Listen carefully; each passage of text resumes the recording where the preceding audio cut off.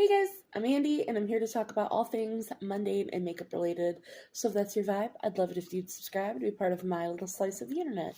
So let's go ahead and get on into today's video that is going to be my March palette roundup ranking to let you know all of the palettes that I used for the month of March.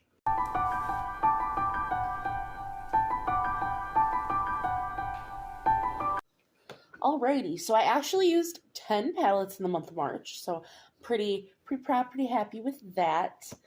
And I like all of the palettes. Pretty much what's ending up in the latter half of the ranking is mostly due to color story.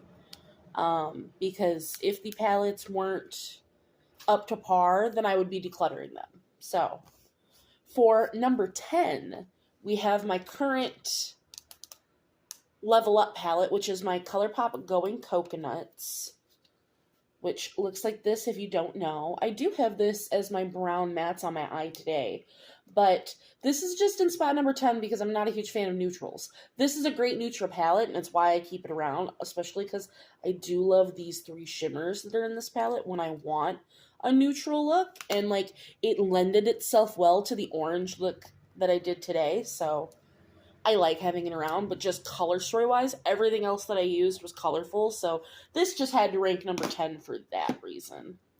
Number 9, we have the St. Angel Sinners and Ice Cream Beauty, the Friendsgiving palette, the longest name that there ever was, which looks like this. It is a beautiful palette.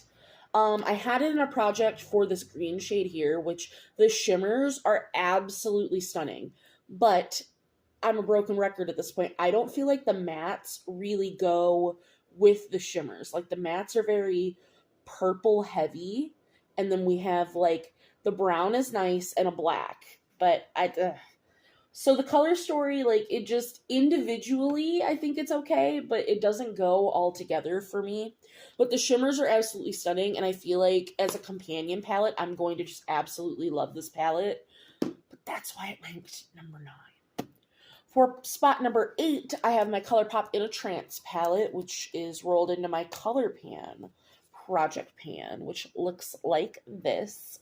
And it was my first time using this palette ever, so I think that that's why this is ranking as low as it is. I feel like in the upcoming months, this will rank higher.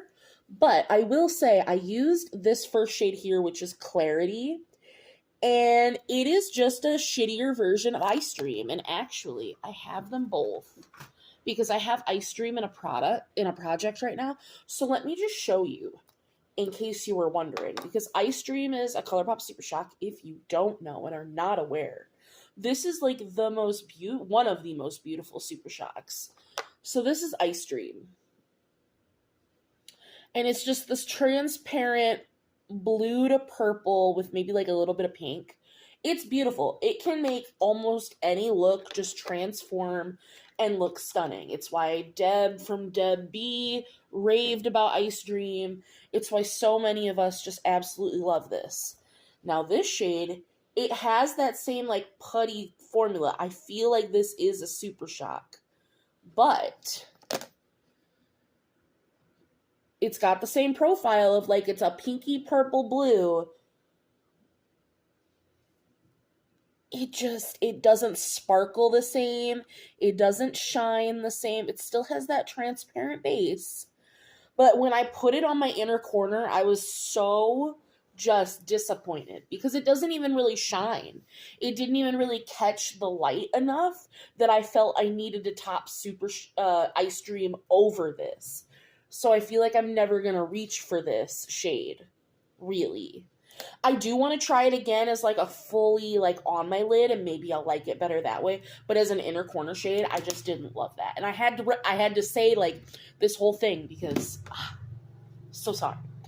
For palette number 7 was also a new one. This is by Sugar Drizzle, and this is the Mattes palette, which, can we just look at how stunning? I wish they had put in more of these like tealy blues in here and it wasn't as purple heavy, but what I will say is I used the purples, and it is a great formula, and I just really love it. Like, the formula was absolutely stunning. I used these three purples in the bottom, this purple here, and this purple here. So those are the shades that I used, and I really enjoyed them. Like, they are pigmented. You don't really have to, like, dig in there. There's not a lot of fallout. I'm happy.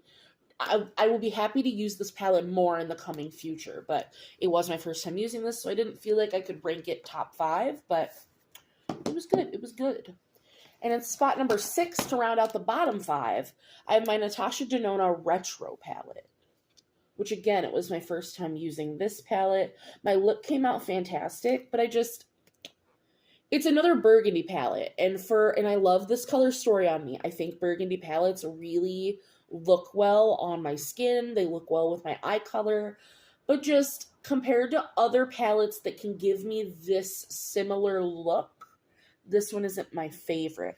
I will say the topper shade Psychedelic was stunning, and I loved it, but that is how I feel. Just In spot number 5, we have my other burgundy palette, which this isn't a project. This is my ColourPop Ménage à Moi palette, and I love this palette, and it's got 2 pressed glitters. I personally really like pressed glitters. I know a lot of people are not a fan of those, but that is one of the reasons why I love this palette so much, because it can give me that burgundy look plus a little bit extra. I did rank this a little lower because in the month of March when I used this palette, I didn't use the pressed glitters. I just used it for some extra mattes.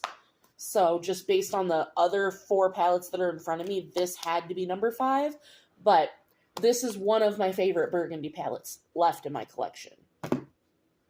In spot number 4, we have my current Dude You Pan My Battleship palette, which is the big old giant honker Jeffree Star Blue Blood palette. I don't have any pans. DW, if you haven't watched our thing, is beating the crap out of me. I think she's hit 4 or 5 pans already. She's already sunk 1 ship. Like, it's craziness. I am slacking. But I'm using the palette, and that's what matters most to me, is that I'm using. I knew that she was going to beat me. I knew when she asked me to do the project that she was going to beat me. But I'm just happy that I'm using the palette. So this ranks in spot number 4 because it's a great color story, and it is good quality. It just, based on the other 3 palettes in front of me, this is spot number 4.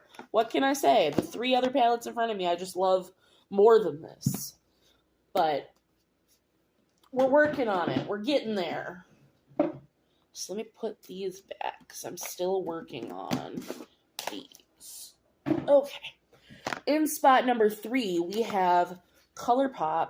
I know. The month of March was a very heavy ColourPop month. But I own a lot of ColourPop, so I feel like it should always be heavy.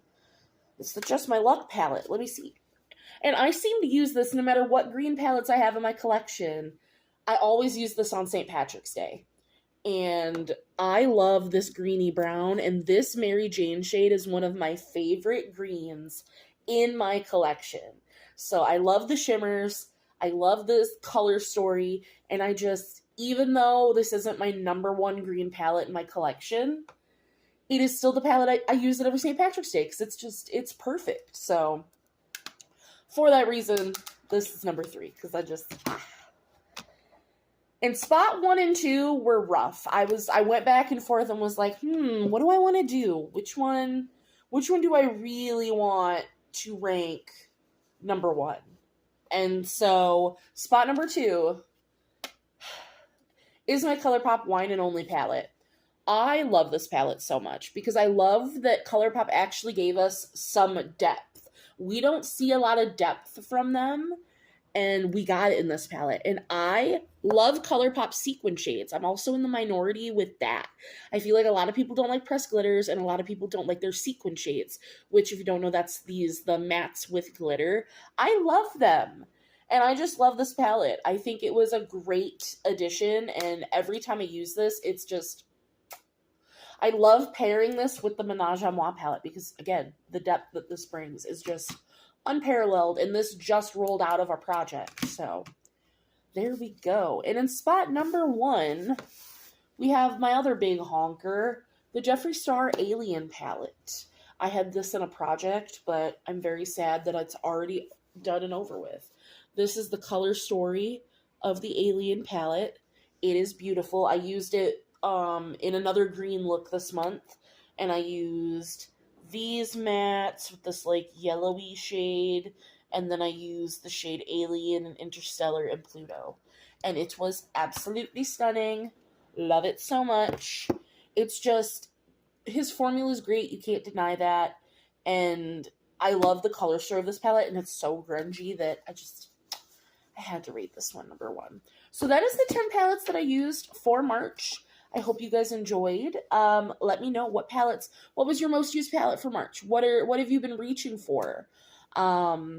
I know that Easter is also in March because I'm filming this the day before Easter. What are you using? Like, are you already gravitating towards pastels? I feel like that's what I'll be doing a lot in April, especially because I have some pastel palettes to try. So I'll be very excited to see where this takes me.